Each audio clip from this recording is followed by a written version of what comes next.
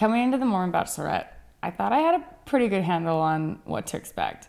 But as I got into it, I continued to find that it was lots of ups and downs I didn't expect and twists and turns that weren't part of the plan. But that was the lesson I learned over and over was it's not always what you expect and you got to make the best of it. And I really think that's a big life lesson for me. I've been learning all my life and I continue to see that through this. And one of those was related to, with the guys, obviously all of it was, but one was asking guys on second dates. And I've mentioned before that I got turned down by 2 guys for second dates. And one was a big crowd favorite, which was Matt. And, I hold nothing against him for it by any means. I'm glad he was honest with me and that he didn't come back for a second date if the interest wasn't there, which it wasn't. And that's normal dating, right? I mean, I don't know why I thought I'd be like almost immune to that if they chose to come on the first date, if things were going well and it seemed mutual, then of course they'd accept a second date. Again, it's part of life and I'm glad it happened. One advantage to the Mormon Bachelorette is the fact that I get to watch the dates and I get to see that outside perspective versus just being in the date. I get to see it from the outside. I get to see people's comments and reactions to it. And even though I'd been so excited over Matt, watching the date, I kind of saw that, maybe there isn't as much interest there on his end. I think that it was a little more obvious. In the moment, maybe I saw more what I wanted to see versus what was reality. So it's a blessing to have that, I guess, in retrospect. I've said it before, but I genuinely mean it when I say that I feel extremely privileged to have been able to go out with so many incredible guys.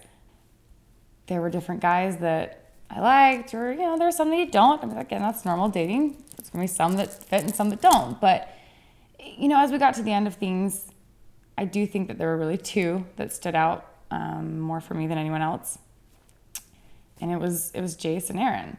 It became pretty difficult to try to decide between the 2 of them. I didn't feel like I had a dead ringer. It wasn't, here's your man. It was, here's 2 really good options.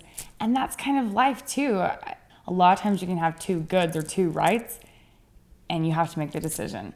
I think that Aaron is a lot my opposite. And I think that he could be my balance in a lot of ways.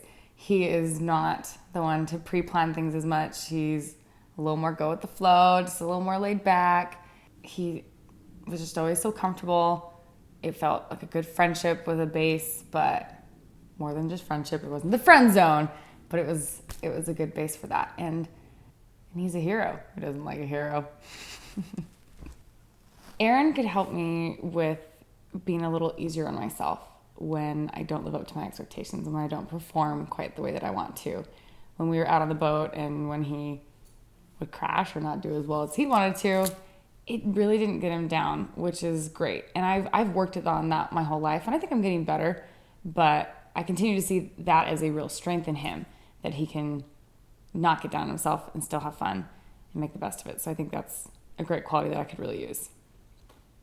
Another lesson learned through this is how you really do have to be careful about how you make assumptions about people and put them in boxes or write them off.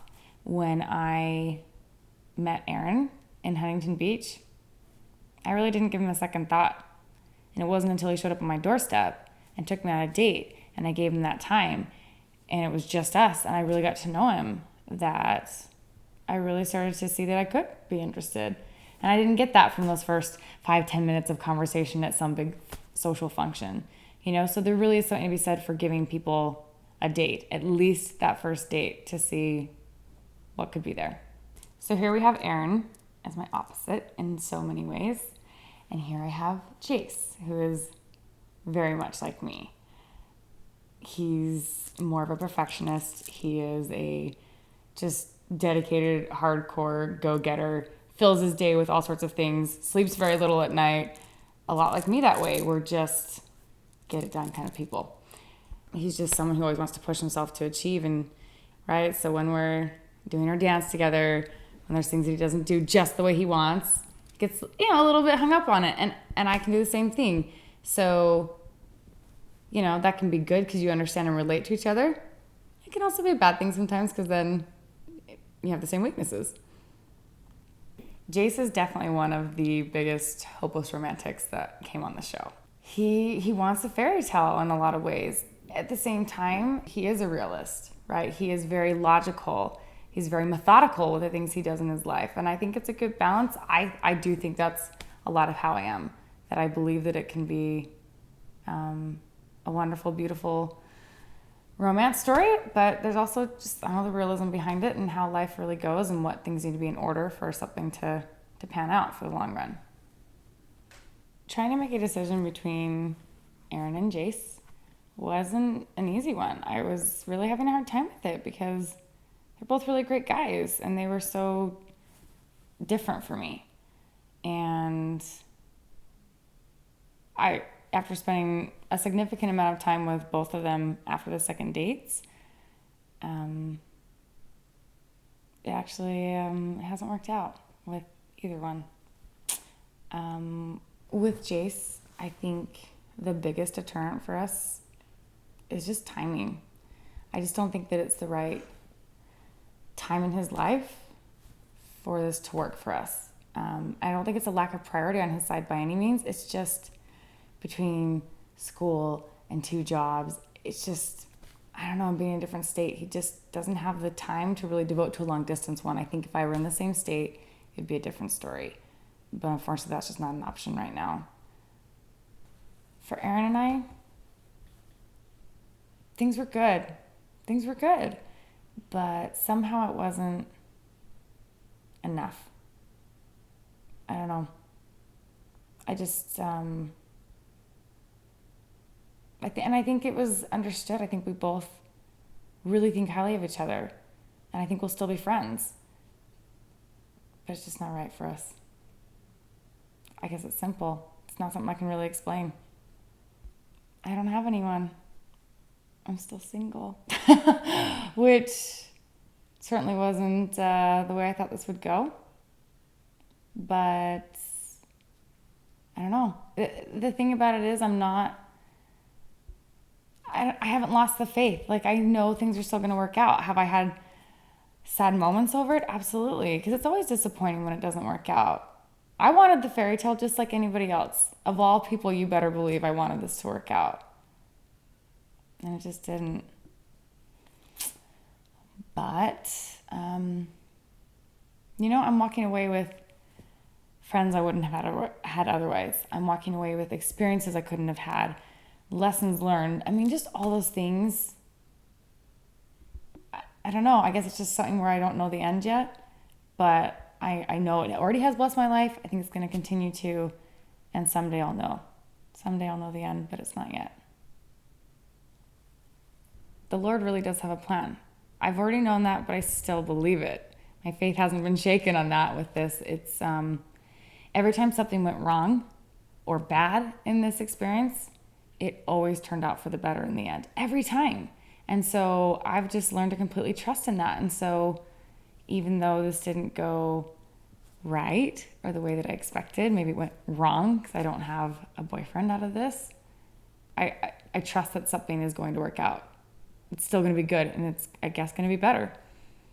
Something that I couldn't have ever expected or foreseen, or at least didn't consider going into this, was the kind of far-reaching impact outside of me and the guys, more with the audience and the people who are watching. And I've actually had people here locally, a young women's president who her daughters are following the show and, appreciate the example that's being given, and they want to know more, and they, want to learn from me, I guess.